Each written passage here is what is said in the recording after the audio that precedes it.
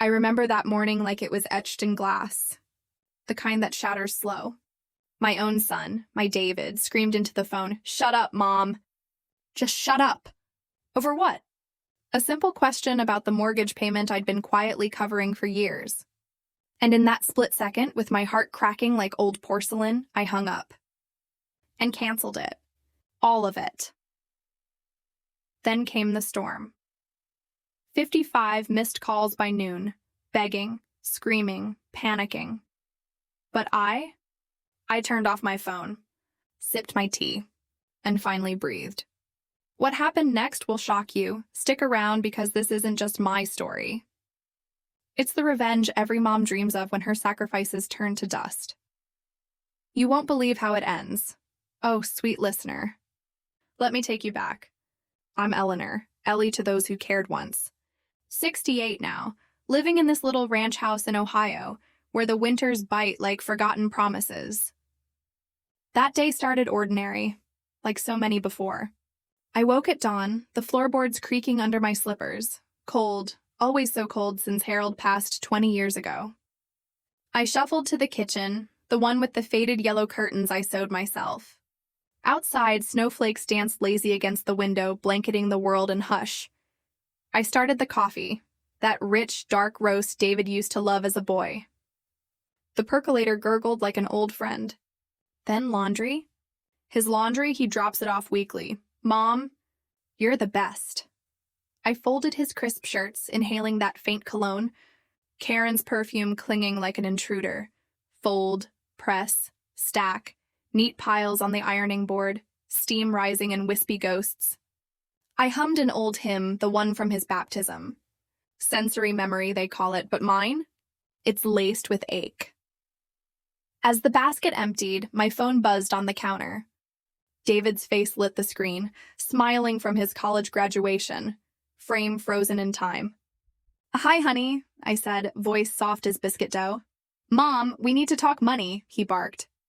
No hello, straight to it. I stirred my oatmeal, cinnamon, just how he likes.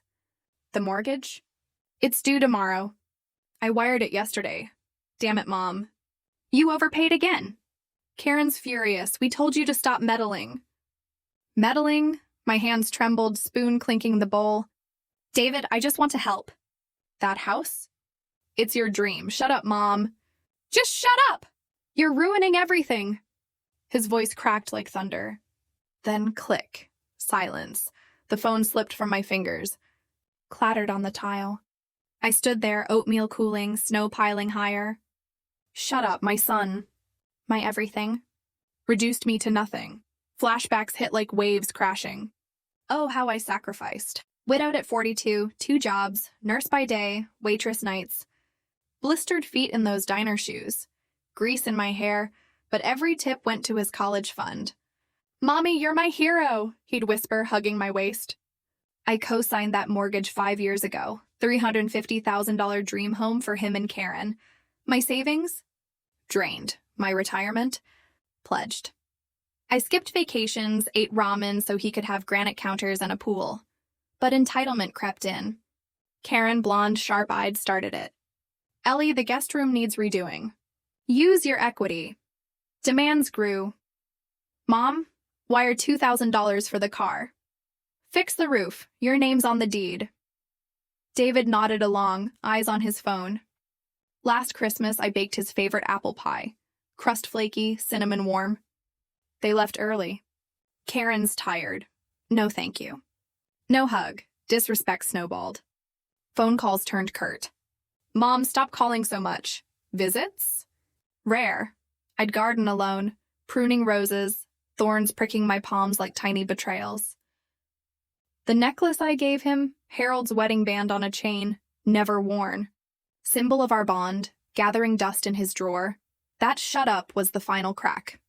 I sat at the table, fingers tracing the scarred wood where I'd carved our initials as kids. Enough, Ellie, enough. Heartbreak twisted to resolve, calm like steel cooling in fire. I picked up the phone, dialed the bank.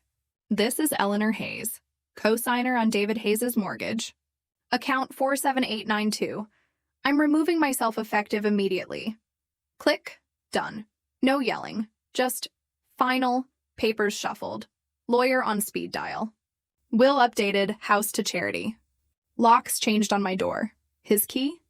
In the trash, glinting like a fallen star. By noon, the calls flooded. Voicemails piled. Mom? What did you do? Panic, rage. Karen's crying. The bank called. Foreclosure? You're killing us! Then pounding on my door. Snow swirling furious, I opened it slow. There he stood, David, red-faced, Karen behind, arms crossed. Mom! What the hell? You can't just... I raised a hand, quiet, dignified. I can. And I did. You're my mother. You owe us. Oh? Laughter bubbled, dry, wise. I gave everything, David. 2 decades of love. Your home, my soul. And you said, shut up! Pause, let it hang heavy as snow. Karen sneered. You're selfish. Old and bitter. Selfish?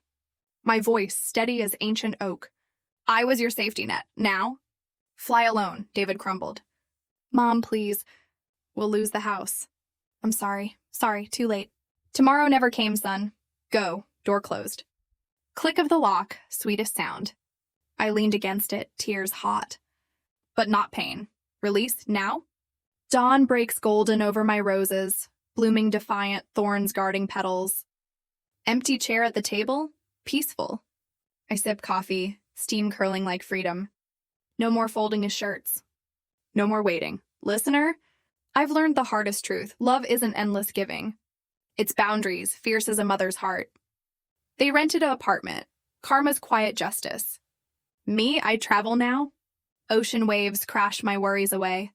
Dignity blooms late, but oh, how it shines. Let go the takers. Reclaim your worth.